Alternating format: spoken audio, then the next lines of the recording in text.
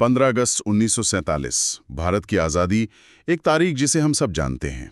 हाँ बिल्कुल। लेकिन इस आज़ादी के पीछे कई गुमनाम नायक हैं और एक नाम जो गूंजता है वो है नेताजी सुभाष चंद्र बोस। यकीनन एक असाधारण व्यक्तित्व। बिल्कुल। पर आज हम उनकी वीरता से थोड़ा आगे बढ़कर उस रहस्य पर बात करेंगे जो उनके अंत से जुड़ा है। नेताजी की मृत्यु? हाँ, एक ऐसी पहेली जो दशकों बाद भी सुलझी नहीं है। तो आज की हमारी ये जो चर्चा है वो इसी रहस्य की अलग अलग कड़ियों को समझने की कोशिश है, जो भी हमारे पास जानकारी है उसके आधार पर। बिल्कुल। और देखिए, हमारा मकसद यहाँ कोई फैसला सुनाना नहीं है। नहीं, बिल्कुल नहीं। बल्कि जो अलग अलग दावे हैं, जो रिपोर्ट्स हैं, जो बयान हैं, उनको सामने रखना। हाँ, तथ्यों और अटकलों के बीच फर्क करने की कोशिश। जी, हम बस उन सभी पहलुओं को टटोलेंगे जो नेताजी के अंतिम दिनों से जुड़े हैं। तो चलिए शुरुआत करते हैं उस कहानी से जो हमें आधिकारिक तौर पर बताई गई। जी। तारीख थी 18 अगस्त 1945। दूसरा विश्व युद्ध खत्म हो चुका था। हाँ, जापान सरेंडर कर चुका था। बिल्कुल। नेताजी उस वक्त दक्षिण पूर्व एशिया में थे और कहा जाता है कि वे ताइवान, मतलब उस समय के फॉर्मोसा से, हाँ। वहां से एक जापानी सैन्य विमान में बैठे शायद मंचूरिया जा रहे थे, जो तब सोवियत कंट्रोल में था। यही कहानी है। और फिर के उड़ान भरने के थोड़ी देर बाद ही वो विमान क्रैश हो गया। हाँ, दुर्घटनाग्रस्त हो गया। नेताजी उसमें बुरी तरह जल गए। उन्हें पास के ताइहो मिलिट्री अस्पताल ले जाया गया और कहा गया कि उसी रात उनकी मृत्यु हो गई। जी। यही कहानी सालों तक दोहराई गई, पर यहीं पर पहला और शायद सबसे बड़ा सवाल खड़ा होता है। कौन सा सवाल? कि अगर हादसा हुआ, मृत्यु हुई, तो उनका पार्थिव शरीर कहाँ है? वो भारत क्यों नहीं लाया गया? सही बात है। कोई भौतिक प्रमाण क्यों नहीं सामने आया? हाँ, यहीं से तो सारे शक और सवाल शुरू होते हैं। और इसी से जुड़ा है टोक्यो का रेनकोजी मंदिर। हाँ, रेनकोजी टेम्पल। कहा गया कि ताइहोकु में अंतिम संस्कार के बाद नेताजी की अस्थियां जापान ले जाई गईं और इस मंदिर में रख दी गईं। पर इस पे तो शुरू से ही बहुत संदेह रहा है ना? खासकर उनके परिवार को। बिल्कुल। परिवार ने और कई राष्ट्रवादियों ने इस पर गहरे सवाल उठाए। मुख्य बात थी वैज्ञानिक सबूत की कमी। डीएनए टेस्ट की मांग। हाँ, बार बार ये मांग उठी कि इन अस्थियों का डीएनए टेस्ट कराया जाए ताकि सच पता चले। लेकिन ये मांग पूरी क्यों नहीं हुई सालों तक? क्या कोई तकनीकी दिक्कत थी या? देखिए, आधिकारिक तौर पर तो यही कहा गया कि तकनीकी मुश्किलें हैं, सैंपल शायद ठीक स्थिति में नहीं है, वगैरह वगैरह। अच्छा। पर इस देरी ने, इस हिचकिचाहट ने शक को और बढ़ाया। स्वाभाविक है। परिवार का कहना था कि बिना वैज्ञानिक पुष्टि के वो कैसे मान ले। ये सिर्फ अस्थियों का सवाल नहीं रहा, ये विश्वास का सवाल बन गया। सही कहा। और फिर वो दावे भी तो सामने आने लगे जो कह रहे थे कि कोई विमान हादसा हुआ ही नहीं था। जी बिल्कुल। कुछ चश्मदीदों के हवाले से, यहाँ तक कि कुछ जापानी अधिकारियों के हवाले से भी ये बात उठी कि 18 अगस्त 1945 को ताइहोकु में ऐसा कोई हादसा हुआ ही नहीं जिसमें नेताजी हों। हाँ, और कुछ रिपोर्ट्स ने तो ये भी कहा कि ये हादसे की कहानी शायद खुद नेताजी ने ही बनवाई थी, ताकि वो अंग्रेजों की पकड़ से निकल सकें। जी, ताकि वो गुप्त रूप से कहीं और जा सके। यहाँ से कहानी थोड़ी और उलझ जाती है। बिल्कुल, एक जासूसी नॉवेल की तरह लगने लगती है। हाँ, और यहीं से वो दूसरा बड़ा सिद्धांत सामने आता है, नेताजी का सोवियत रूस पहुंचना। रूस? जी। इस थ्योरी के मुताबिक नेताजी या तो हादसे से बच गए थे या हादसा हुआ ही नहीं था और वो किसी तरह गुप्त रूप से सोवियत संघ पहुंच गए। अच्छा, उनका मकसद क्या हो सकता था रूस जाने का? माना जाता है कि वो स्टालिन से मिलना चाहते थे। जोसेफ स्टालिन से? हाँ, भारत की आजादी के लिए सोवियत मदद मांगने। युद्ध के बाद दुनिया बदल रही थी, शायद वो कोई नया रास्ता तलाश रहे थे। लेकिन क्या इस रूस वाली बात का कोई मतलब ठोस आधार है या ये सिर्फ हवा में बातें थी? देखिए, सिर्फ अटकलें कहना ठीक नहीं होगा। कुछ परिस्थितिजन्य सबूत हैं, कुछ इंटेलिजेंस रिपोर्ट्स हैं। अच्छा, जैसे? मिसाल के तौर पर 1950 के दशक की कुछ ब्रिटिश और अमेरिकी खुफिया रिपोर्ट्स। हाँ, मैंने सुना उनके बारे में। उनमें ये जिक्र था कि नेताजी शायद युद्ध के बाद भी जिंदा थे और संभवतः सोवियत कंट्रोल वाले इलाके में थे। जिंदा थे? हाँ, एक रिपोर्ट में तो ये भी कहा गया कि उन्हें शायद रूस में नजरबंद रखा गया था। नजरबंद? स्टालिन उन्हें नजरबंद क्यों रखते? वो तो मदद मांगने गए होंगे। यहाँ हमें उस समय की अंतर्राष्ट्रीय राजनीति को समझना होगा। हाँ, कोल्ड वॉर शुरू हो रहा था। बिल्कुल। दुनिया दो खेमों में बट रही थी। ब्रिटेन और सोवियत संघ में तनाव था। तो स्टालिन क्या सोचते होंगे? कुछ जानकार मानते हैं कि स्टालिन शायद नेताजी को एक क्या कहते हैं तुरुप के पत्ते की तरह देख रहे थे। अच्छा। या फिर वो ब्रिटेन से अपने संबंध खराब नहीं करना चाहते थे, इसलिए नेताजी की मौजूदगी को गुप्त रखा। या हो सकता है वो नेताजी के इरादों को लेकर ही शंकित हों। अचकले तो यहाँ तक है कि नेताजी की मौत साइबेरिया के किसी कैंप या जेल में हुई। पर यहाँ ये साफ करना जरूरी है कि इन सब बातों का, जिंदा रहने का, नजरबंद होने का, रूस में मरने का कोई पुख्ता दस्तावेजी सबूत आज तक नहीं मिला है। मतलब सब रिपोर्ट्स और सुनी सुनाई बातें? ज्यादातर हाँ, खुफिया रिपोर्ट्स के टुकड़े, कुछ बयान, कुछ तर्क।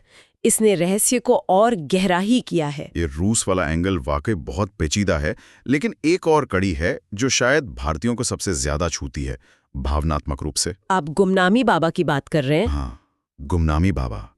उत्तर प्रदेश के फैजाबाद, जो अब अयोध्या है, वहां 1950 के दशक से 1985 तक एक साधु रहे। भगवान जी के नाम से भी जाने जाते थे। जी, भगवान जी।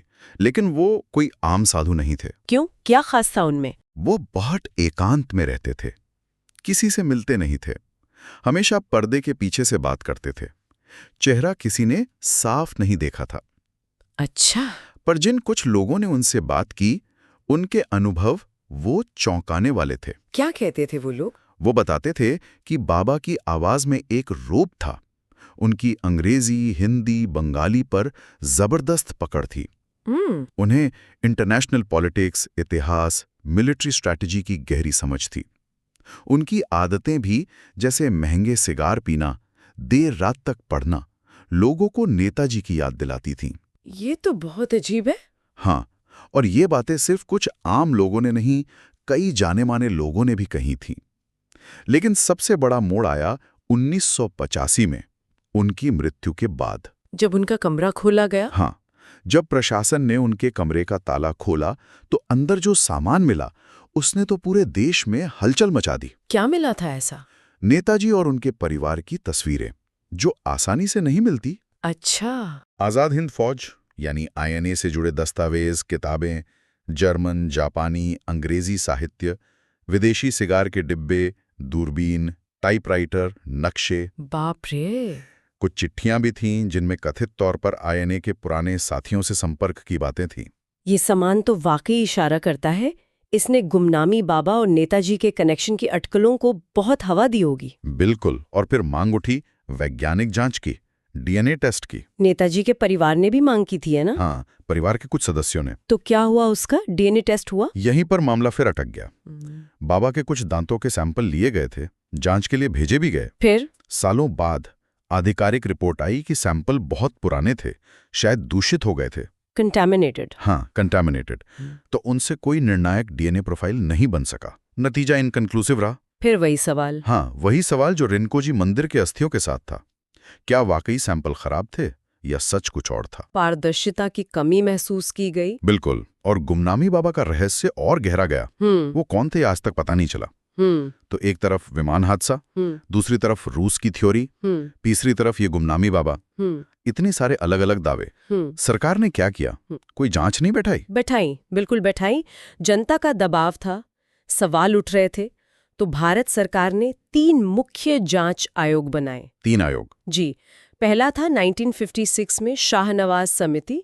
इसके अध्यक्ष खुद नेताजी के INA साथी शाहनवाज खान थे। अच्छा। दूसरा 1970 में खोसला आयोग, जी, जस्टिस GD खोसला की अध्यक्षता में। और तीसरा और शायद सबसे ज्यादा चर्चित 1999 में बना मुखर्जी आयोग। Justice Manoj Kumar Mukherjee supreme court के रिटायर्ड जज थे।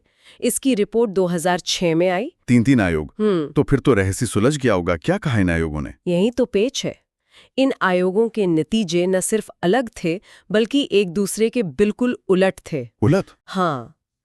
पहले 2 आयोग, शाहनवाज और खोसला, वो करीब करीब एक ही नतीजे पर पहुंचे। क्या था वो नतीजा? उन्होंने माना कि नेताजी की मृत्यु 18 अगस्त 1945 को ताइवान वाले विमान हादसे में ही हुई थी। उन्होंने आधिकारिक कहानी को ही सही ठहराया। हालांकि शाहनवाज समिति के एक सदस्य सहमत नहीं थे। अच्छा, लेकिन फिर मुखर्जी आयोग ने क्या कहा? वो तो सबसे बाद में बना था। जस्टिस मुखर्जी आयोग का निष्कर्ष बिल्कुल अलग था। उन्होंने अपनी जांच के बाद कहा कि इस बात का कोई ठोस सबूत नहीं है कि नेताजी की मौत उस विमान हादसे में हुई थी। कोई सबूत नहीं? जी।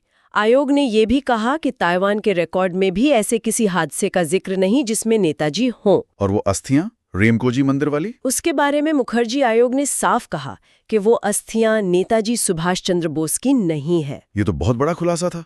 इसने तो सब कुछ पलट दिया। फिर सरकार ने क्या किया इस रिपोर्ट का?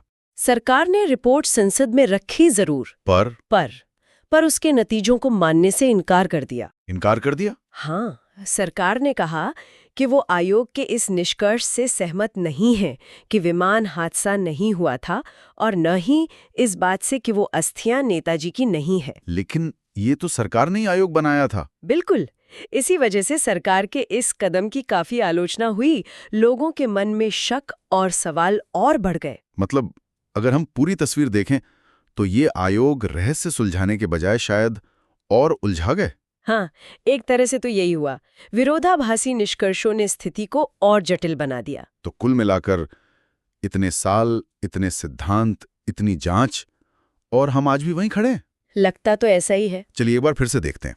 एक तरफ विमान हादसे की कहानी, जिस पर शव ना मिलने से और गवाहों के बयानों में विरोधाभास होने से शक है। जी। दूसरी तरफ रूस जाने की थ्योरी। कुछ खुफिया रिपोर्ट्स हैं पर पुख्ता सबूत नहीं है। फिर वो गुमनामी बाबा का रहस्यमयी मामला। परिस्थितिजन्य सबूत बहुत मजबूत लगते हैं पर डीएनए कंफर्मेशन नहीं हो पाया। चक्रव्यूह जिसका कोई सीधा रास्ता बाहर नहीं दिखता। 60 दशक से ज्यादा हो गए हैं, लेकिन भारत आज भी अपने एक सबसे बड़े हीरो के अंतिम सत्य का इंतजार कर रहा है। सच क्या है और कहानी क्या है, ये लाइन बहुत धुंधली हो गई है। बिल्कुल। किसी एक थ्योरी को आंख बंद करके मान लेना मुमकिन नहीं लगता। हर दावे के पक्ष में कुछ है तो विपक्ष में भी उतने ही सवाल है। कोई भी कहानी पूरी तरह से फिट नहीं बैठती। नेताजी का वो नारा, तुम मुझे खून दो मैं तुम्हें आजादी दूंगा, आज भी गूंजता है। हाँ, रोंगटे खड़े कर देता है। उन्होंने देश के लिए कितना कुछ किया, कितना जोखिम उठाया, आयनें खड़ी की, पर क्या हम उनके बलिदान का सम्मान कर पाए हैं? क्या उनका अंतिम सत्य जानना हमारा कर्तव्य नहीं? ये सवाल तो है। सवाल वही है, क्या नेताजी उस विमान हादसे में नहीं रहे, या वो बच निकले और कहीं और जिए, या कुछ और हुआ जिसके बारे में हम शायद कभी जान ही ना पाए?